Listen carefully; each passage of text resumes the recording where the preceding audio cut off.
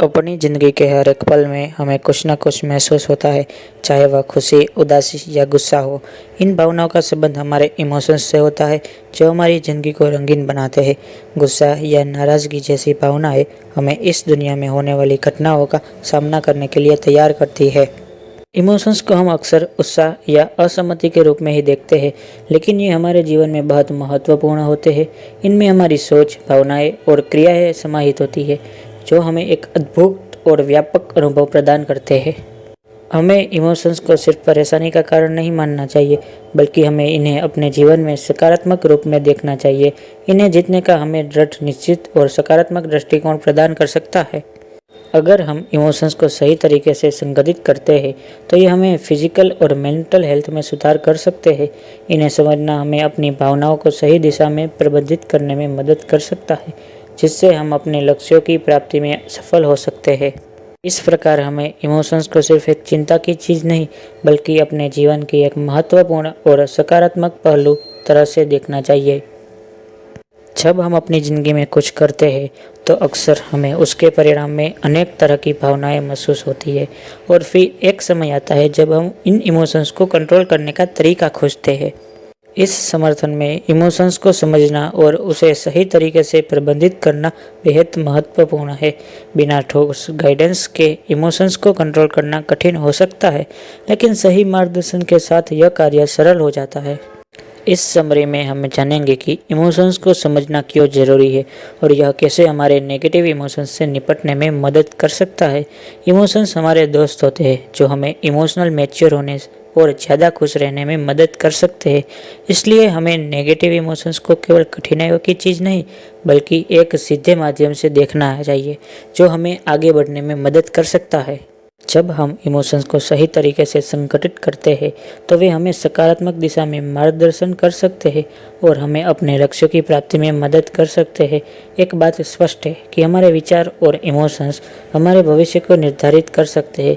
इसलिए हमें चाहिए कि हम अपने आत्मविश्वास को बनाए रखें और सकारात्मक दृष्टिकोण बनाए रखें। हेलो दोस्तों, यह किताब आपको इमोशंस को कंट्रोल करने के बारे में सिखाएगी, जिससे आप अपनी ज़िंदगी में पॉजिटिविटी बता सकते हैं और अपने मन को बेहतरीन परिणाम प्राप्त करने में मदद कर सकते हैं। अगर आप अपने नेगेटिव विचारों से मुक्ति प्राप्त करना चाहते हैं, तो इस किताब में बताया गया है कि हमारे इमोशंस कैसे काम करते हैं और उन्हें सही तरीके से प्रबंधित करने के लिए कौशल कैसे अपनाया जा सकता है। आप सीखेंगे अपने दिमाग को रिप्रोग्राम करने के लिए एक सरल फॉर्मूला, ताकि आप नेगेटिविटी इमोशंस के साथ सही तरीके से समझौता कर सकें।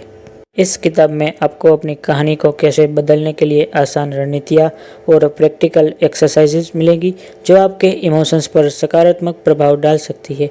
यह आपको नेगेटिव इमोशंस से निपटने में मदद करेंगी और आपको अपनी ज़िंदगी में बेहतर कंट्रोल पाने के लिए स्ट्रेटजी और आसान तरीके से मार्गदर्शन प्रदान करेगी। अगर आप नेगेटिव इमोशंस को दूर करना चाहते हैं, अपने इमोशंस पर सुखद प्रभाव डालना चाहते हैं और जीवन को एक पॉजिटिव और शांतिपूर्ण तरीके से जीना चाहते हैं, तो यह किताब आपके लिए एक महत्वपूर्ण साथी बन सकती है। जीवन को पॉजिटिव और शांतिपूर्ण बनाने के लिए आज की जीवन शैली बहुत विभिन्न है और हमारे पूर्वजों की जीवन शैली से बहुत अलग है। हमें जंगलों में जाकर जानवरों का शिकार करने की ज़रूरत नहीं पड़ती, क्योंकि हम मार्केट से आसानी से खरीद सकते हैं। डरने की आवश्यकता नहीं है, क्योंकि वे हमारे घर में घुसकर हमारा शिकार नहीं कर सकते। लेकिन इसके बावजूद हमारे अंदर एक सर्वाइवल मैकेनिज्म है, जो अभी तक नहीं गया है, जो अधिकतर नेगेटिव घटनाओं को याद रखता है। हमारे पूर्वजों के दौर में नेगेटिव इवेंट्स का रिजल्ट अक्सर खतरनाक होता था, जैसे कि किसी कबीले ने आपको इनकार कर दिया तो जिंदा बचने के चांसेस कम हो जाते थे। डोपामिन रिलीज और इमोशनल सेल्फ केयर। डोपामिन एक महत्वपूर्ण न्यूरोट्रांसमीटर है, जो हमारे दिमाग में स्वास्थ्यपूर्ण संतुलन को बनाए रखने में मदद करता है। इसका सही स्तर हमारे मानसिक स्वास्थ्य और खुशी के लिए महत्वपूर्ण है। आपने सही कहा कि अपने इमोशंस को कंट्रोल करने के लिए सेल्फ अवेयरनेस अत्यंत महत्वपूर्ण है। नेगेटिव चीज़ों को दूर करने के लिए आपको उन्हें लिखना और समझना आवश्यक है। अपनी लतों से मुक्ति पाने के लिए आपको अपने इमोशंस को सही दिशा में चलाने की ज़रूरत है। अपनी खुशियों को बढ़ावा देने के लिए लिखें वो चीज़ें जो आपको सुखद महसूस कराती है, लेकिन ध्यान दें कि ये खुशियाँ नुकसानकारक नहीं हो, जैसे कि फ़ोन, फिल्म देखना, सिगरेट पीना, ड्रिंक्स। यदि आप इन चीज़ों से मुक्ति पा यदि आप इन चीज़ों से मुक्ति प्राप्त करना चाहते हैं तो आपको निर्धारित क्रियाओं लेनी होगी। टेम्परेरी खुशी से बचने के लिए आपको यह ध्यान में रखना होगा कि वे आपको कुछ ही टाइम के लिए खुश बना सकती है, लेकिन ये लॉन्ग टर्म में हानिकारक हो सकती है। खुश रहने के लिए आपको विभिन्न प्रकार की खुशियों को अनुभव करने का प्रयास करना होगा। नेचुरल खुशी सकारात्मक और स्थायी होती है और आप उसे बढ़ा सकते हैं जब आप अपने डोपामिन न्यूरोट्रांसमीटर को सकारात्मक तरीके से स्टिमुलेट करते हैं। खुश रहने का सच, कार या फ़ोन खरीदने के बाद खुशी का लेवल तो बढ़ जाता है, लेकिन बाद में फिर वह लेवल कम हो जाता है। यह दिखाता है कि सामान्यतः बाह्य वस्तुओं से होने वाली खुशी अस्थायी हो सकती है और वे जीवन की बेसलाइन को बदलने में सहायक नहीं होती है। आपने खुशी के स्रोतों को विभाजित किया है और सही तरीके से बताया है कि अंदरिया फैक्टर्स जैसे कि आपकी जीवन शैली, मानव संबंध और मानसिक स्वास्थ्य में वास्तविक स्थिति होती है। इसके अलावा बाह्य फैक्टर्स जैसे कि सामाजिक पहचान, करियर की प्रगति और सुरक्षा वे खुशी के मेंटेनेंस के लिए महत्वपूर्ण हो सकते हैं, लेकिन ये अधिकतर अस्थायी होते हैं। सच्ची खुशी तो आपके अंदर से ही उत्पन्न होती है और यह आपकी सोच, आचरण और दृष्टिकोण पर निर्भर करती है। खुद को समझना और अपने इंटरनल स्टेट को सुधारना महत्वपूर्ण है ताकि आप स्थिर और सच्ची खुशी को महसूस कर सकें। इमोशनल वेलबींग और अच्छे स्वास्थ्य के बीच एक मजबूत संबंध हो सकता है।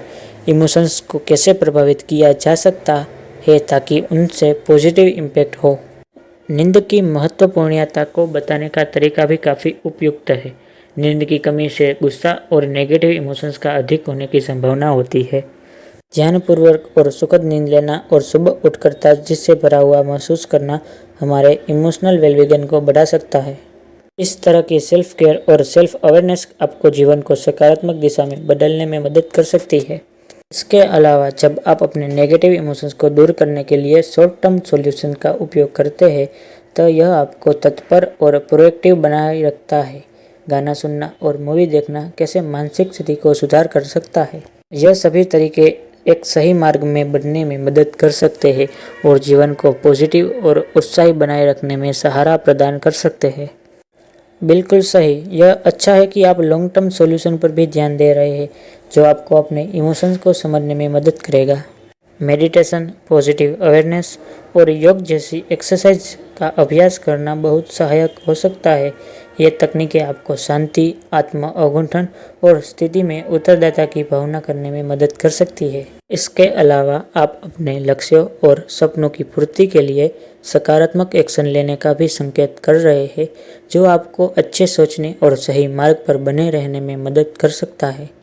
सबसे महत्वपूर्ण बात यह है कि आप स्वयं को अपने इमोशंस के साथ संबंधित एक सकारात्मक और स्वस्थ मार्ग पर रखने के लिए संबोधित कर रहे हैं।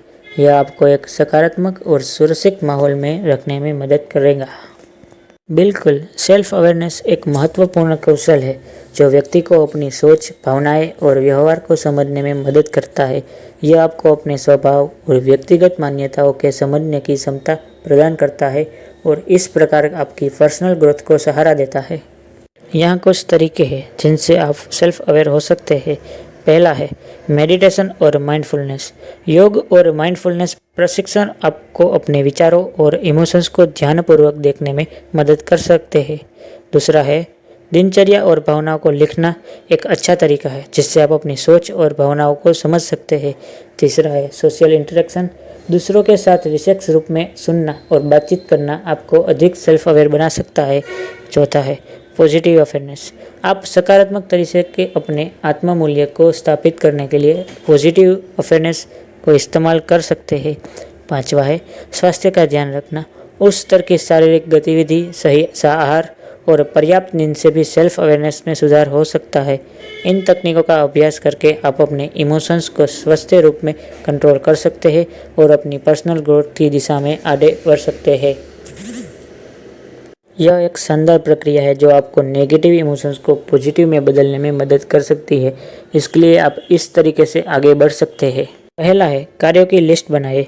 एक लिस्ट बनाइए जिसमें आप इन सभी कामों को शामिल कर दें जो आपको करने की आवश्यकता है। यह काम आपके लक्ष्यों के प्रति आपकी प्रतिबद्धता को बढ़ा सकते हैं। दूसरा है प्राथमिकताएं तय करें। अपनी लिस्ट को देखकर विशेष आदर्शों या लक्ष्यों को पहचानें जिन्हें आप तुरंत आरंभ कर सकते हैं। इन्हें आपकी दिनचर्या में समावित करने का प्रयास करें। तीसरा है दिनचर्या तैयार करें।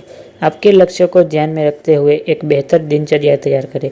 इसमें समय का प्रबंधन, उपयुक्त विश्राम और आत्म देखभाल शामिल हो सकते हैं। चौथा है पॉजिटिव इमेजिनेशन इस्तेमाल करें। जब आप अपने लक्ष्यों को सोच रहे हैं, उन्हें आप अपने दिमाग में वास्तविकता के रूप में देखें।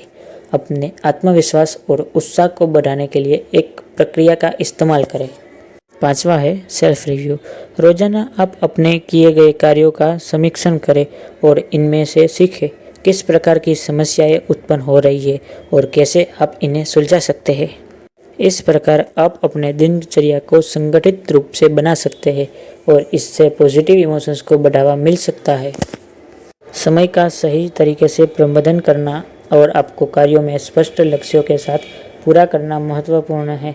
इससे आप न केवल अपने कार्यों को सही समय पर पूरा कर पाएंगे, बल्कि आपकी मोटिवेशन और सतत प्रगति में सुधार होगा। बहुत ही अच्छे संदेश और सुझाव आपने इस किताब से माध्यम से इमोशंस और कंट्रोल करने के महत्वपूर्ण तरीकों को साझा किया है। पॉजिटिव सोच और इमोशंस को सही दिशा में निर्देशित करने के लिए आत्म अवलोकन और क्रियाशील उपायों का उपयोग करना हमेशा महत्वपूर्ण होता है। हमारी जीवन शैली, विचार और क्रियाएं हमारे इमोशंस को प्रभावित करता है। इसी के साथ गुड बाय, जय हिंद, वंदे मातरम।